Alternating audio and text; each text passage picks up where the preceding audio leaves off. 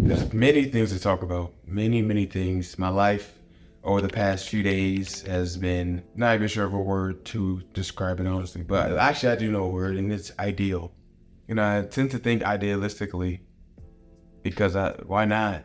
Especially everything, all the content we consume, if you're on the right side of the internet at least, is saying you can do whatever you want, create your own life. So why not think idealistically? That's what creating your own life is, basically. I think idealistically a lot in my last few days have been ideal with God, though. Because I used to think ideally I'll go outside right now, go downtown, get two girls, go back to their dorm or go back to their room, and then, yeah, but that's ideal DJing, but technically it isn't even ideal right now, but ideal following the godly route. So everything's working out perfectly. I'm in Miami with a decent amount of cash, but not that much, but I'm making cash every day. At least $500 a day. And $500 a day times 30 is what, 12K? 12 to 15K, something like that. And that's some good money. But the thing is too, I'm just living in the moment. I'm living in right now. I'm not even thinking about tomorrow. Like my hotel stay here ends tomorrow. Check out 12 or something. And I haven't even booked another room yet. And that's fine because I'm gonna figure it out. But the main thing here is faith. The reason why I'm not worried and thinking, oh fuck, my hotel is ending soon. I need to figure out where I'm gonna stay. What am I gonna do? I don't care. I do care, but I have faith. I know I'm gonna figure it out, as I did yesterday and the day before. And funnily enough, that's a word. Yesterday, I was asking one of the guys that work at the hotel, I was like, hey, can you hook me up and give me an extra room? He's like, what do you mean? I was like, an extra room to extend my stay. He's like, oh yeah, sure, come over here. He took me to the desk and we're talking. He was like, so you want to upgrade your room or you want another room? I was like, no, I just want to extend my stay. He's like, to when? I said, what's today? Sunday? Tuesday, because I originally checked out Monday, which is what I paid for. He's like, yeah, I can do that for you. And he did it. I was like, okay, so I don't need to come back or anything. He's like, no, you're good. I was like, well, thank you, man. I'm really grateful for that. And I was like, damn, let me get your Instagram just to connect because I'm grateful for that. And I did, and yeah.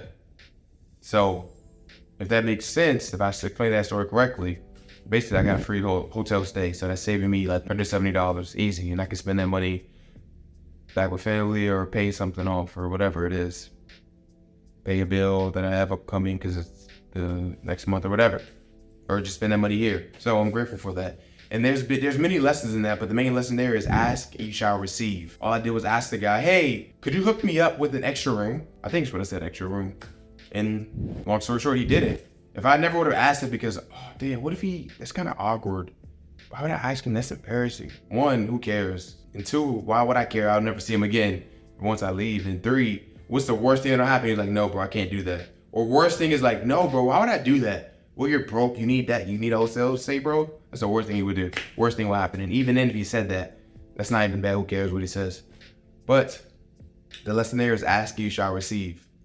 And I asked him, hey, can I get the free hotel room? And I received the free hotel room, which I am in right now. So I'm so grateful for that. But also, that's a deep thing as well. Just because ask, you shall receive is something I learned from As a Man Thinketh, which is a book that I recommend you read. Listen to at least. I listened to it at least 40 times. I'm going to listen to it 100 times. Just a reminder. And also, ask, you shall receive. Seek, and you shall find. Knock, and the door shall be open. That's in As a Man Thinketh, which is where I learned it from. But also, it's biblical. I think it's Hebrews. If so, I'll put them on the screen right now. But whatever verse is, I'll put them on the screen. But the thing is too, before I even listened to As a Man Thinketh, which is something I learned, audiobook I learned about a few months ago from a guy I met online. I've been following the ask, you shall receive many years ago, even when I was younger, like a few years ago at a drive-thru with my family. Hey, I'll be like this, hey mom, can you ask them to give me an extra milkshake? They're like, no, Calvin, why would you do that? I'm like, no. Or if I ask them, like, hey, can you give an extra milkshake if I'm in the driver's seat? They're like, no, he just playing. I'm like, no, can you? Sometimes, oh yeah, here you go. I'd be like, see, I got a free milkshake, and all I did was just ask. And like, why not ask? What's the worst thing they'll say is no? In case in point, this is a bigger level. I used to do it for French fries, now I'm doing it for a hotel room. What's the next step? Anything. So the lesson there is ask, you shall receive, and also just, what's the worst thing that can happen?